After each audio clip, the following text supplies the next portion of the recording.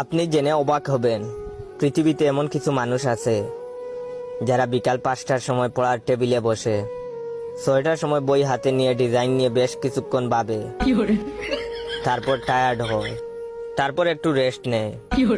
7টার সময় বইয়ের পাতা উল্টায়, উল্টাতেই মনে হয় একই, হাতের নখ এত বড় কেন। তারপর তারা নখ কাটে, তারপর 8টার সময় মনে পড়ে একটু পড়া উচিত। 5 মিনিট পড়ার পর আবার টায়ার্ড হয়, হালকা বিরতি নেয়, একটু ফেসবুকিং করে, খিদা লাগে, খায়, খাওয়ার পর রেস্ট নেয়। দেওয়াল দেখে, রংটা অনেক পুরনো মনে হয়, এদিকে একটি টিকটিকিও দেখা যায়। তারপর গড়েই দেখে 11টা বাজে। তারপর নিজের সাথে প্রমিস করে, কাল থেকে একদম পয়রা উল্টাইয়া ফেলামু। এখন যাই জয় ভাইয়ের একটু টিকটক ভিডিও দেখে আসি। প্রতিদিন যারা এরকম করেন তারা অবশ্যই কমেন্ট করে জানাবেন।